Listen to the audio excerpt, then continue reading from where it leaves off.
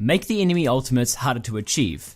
This is a really easy way to put the enemy team at a disadvantage in Overwatch. Ultimates are really awesome. They require some time and effort to charge, but once you have yours, no matter which hero you're playing, you can turn the fight in your favor with your ultimate. It's an awesome mechanic that makes Overwatch really fun.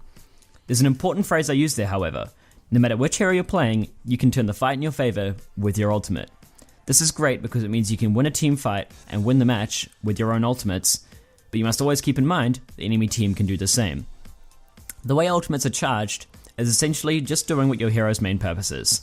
Soldier 76 does damage, he gets his ultimate charge. Mercy heals people, she gets hers. The tanks don't really do any like blocking that gives them ultimate charge, so they do damage to get their ultimate charge too, so that's kind of an exception. But the point here is, you can actually recognize and change your team comp or playstyle to not give the enemy team ultimate charge. One really important fact to remember is the most powerful ultimates in the game come from the support category, specifically the healers.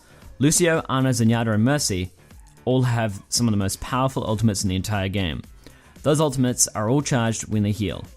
You must try and prevent the enemy healers from healing their teammates as much as possible. A massive way you can prevent this is to stop poking.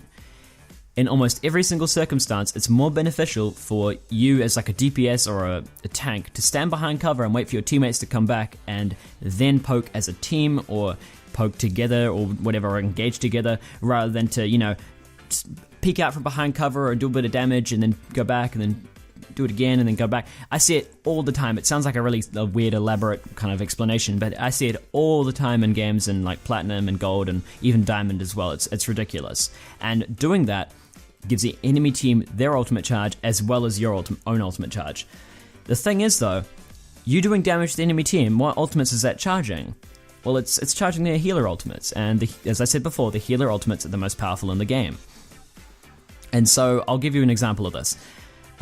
Soldier 76 versus the enemy Ana. You just did 500 damage to the enemy Roadhog. That's just an example. It's not necessarily accurate, but whatever. You did 500 damage to the enemy Roadhog. The enemy Ana just healed him up. You got some ultimate charge for your tactical visor, but the Ana just got some for her nano boost. What ultimate's more powerful? Well, it's the nano boost, of course. That poking you did to Soldier 76 put the enemy team at an advantage because nano boost in general gets much more value than a tactical visor. Sure, you can get a quad kill with the tactical visor sometimes if you catch the enemy off guard or whatever, but there are often times where the tactical visor is just completely blocked and you just don't get anything out of it.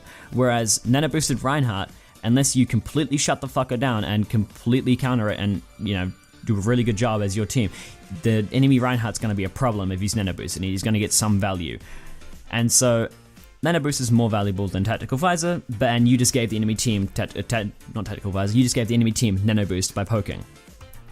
This is the main way you can prevent the enemy from having ultimate advantage over you. But there is also one more method I'd like to share: blocking. Blocking damage is absolutely essential in preventing the enemy DPS and tanks from having their ultimates before you do. If the enemy team can use cover or block damage that you do, but you don't have a way to block damage and are just taking it to the face, then you're charging the enemy team's ultimates but not charging yours. You might think, well, we're getting our healer ultimates at the same time, so it doesn't matter, we're just going to go in with everything exposed, so we get our healer ultimates. Well, that's not necessarily how it works, because if you're exposed, it's pretty likely that you're gonna die. You're not just gonna get your healer ultimates and be on your way, you're gonna die. And so you're gonna trickle in, you're gonna get picked off one by one, you're gonna stagger your spawns, and it's just not gonna be a good time, and you're gonna lose a lot of valuable time. And by that point, the enemy team's gonna have their DPS and tank ultimates. And while I said the healer ones are pretty powerful, are the most powerful rather, the tank and DPS ultimates aren't to be fucking ignored or disregarded either.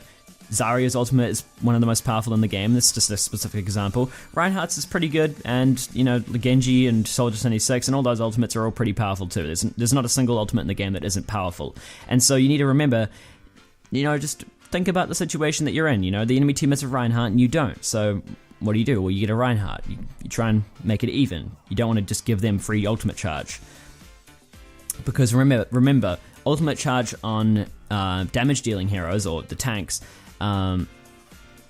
is charged up by dealing damage to players and not barriers. And so if you're dealing damage to the enemy team's players, that's fine. You're getting your own ultimates or whatever, as long as you're not poking. But if you're dealing it to a barrier, and they're not doing it to a barrier, then the only team that's getting ultimate charge is the enemy team, because you're hitting a barrier and they're not. So think about that. Anyway, I hope you guys found this video helpful. If you did, leave a like, subscribe if you haven't already, and I'll see you guys in the next video. Peace.